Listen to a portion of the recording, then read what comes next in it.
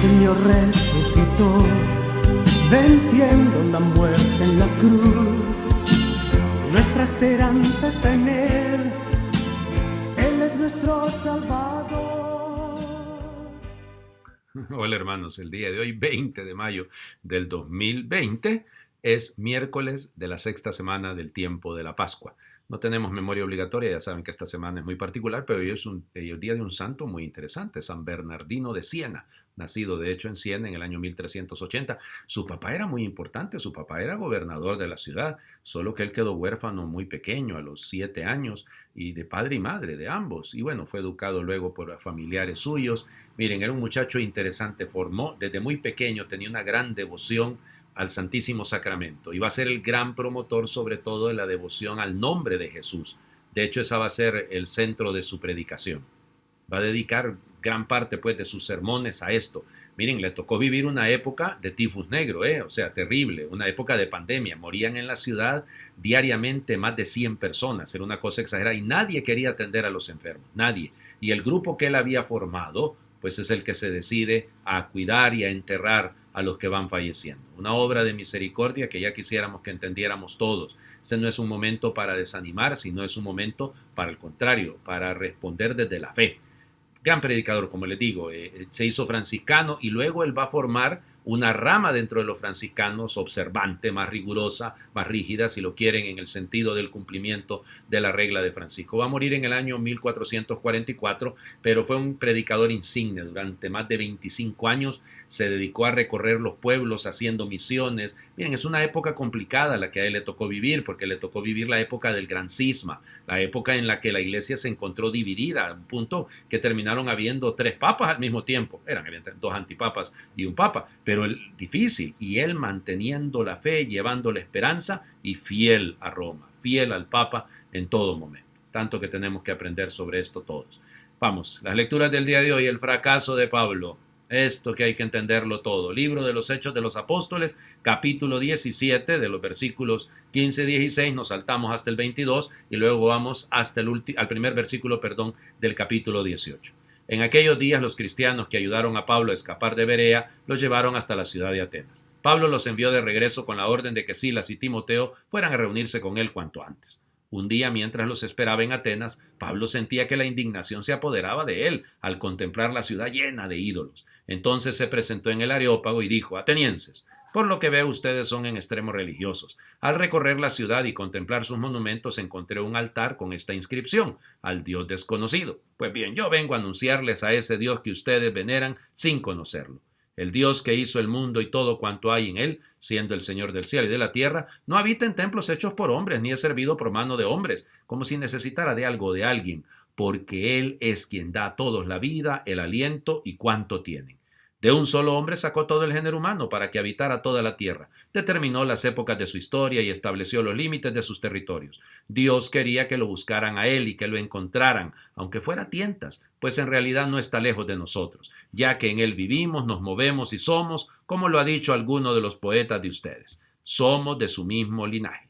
Por lo tanto, si somos del linaje de Dios, no debemos pensar que Dios es como una imagen de oro, plata o mármol, labrada artísticamente por los hombres según su imaginación.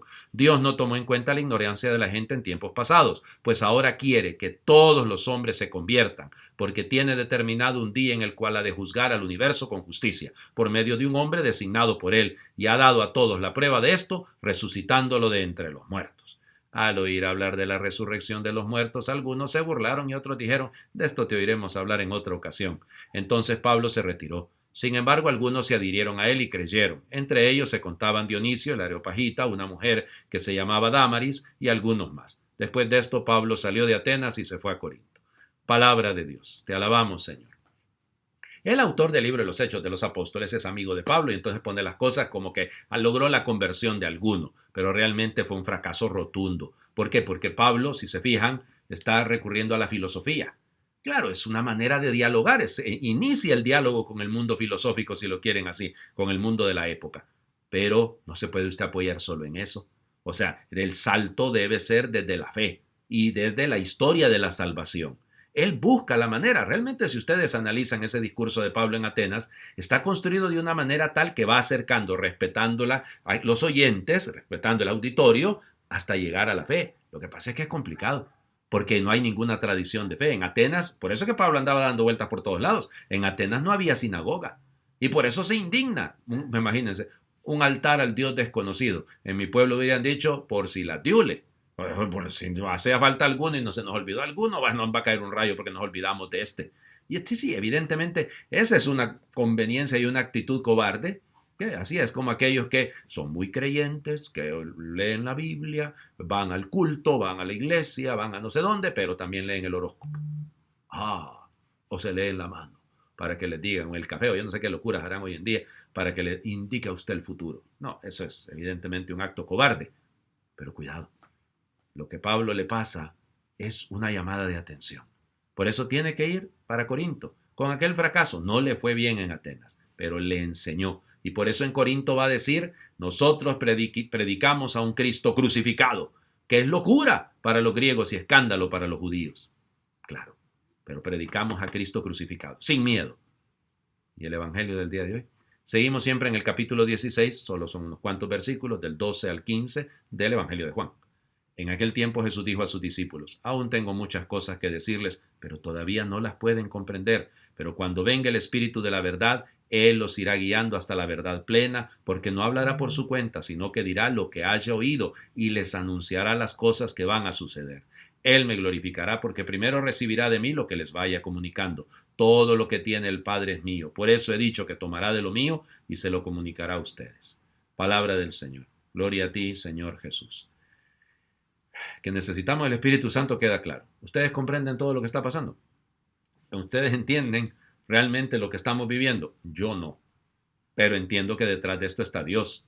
Y sé en mi fe y desde la fe y con la certeza que el Espíritu ha acompañado a la iglesia durante estos 21 siglos, que hay un propósito grande detrás de todo esto. Y que el Señor nos está llamando y se está valiendo de todo esto para hacernos comprender su voluntad.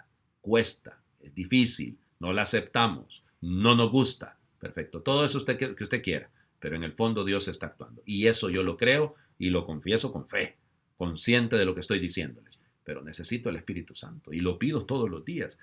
Los muchachos del seminario se sorprenden porque yo cada clase que voy a empezar con ellos, inmediatamente invoco al Espíritu Santo. Cada reunión que yo tengo, invoco al Espíritu Santo. Así sean virtuales las reuniones, siempre invoco al Espíritu Santo.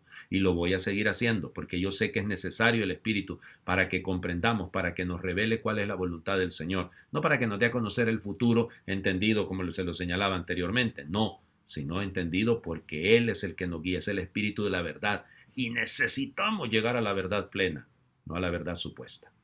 Terminemos orando. Señor de nuestra libertad, qué grande eres, qué inmenso es tu amor. Te necesito para poder volar por encima de las cosas, para ser libre de todo corazón, para amar siempre y en todo lugar por encima de diferencias. Señor, haznos libres, para amar siempre, para querer más a todos y sembrar libertad en los caminos de los hombres. Señor de la libertad total, haznos fuertes en la lucha para vivir en el esplendor de la verdad. Señor de la libertad, queremos amar siempre para ser libres y vivir en ti, entregando la vida. Amén.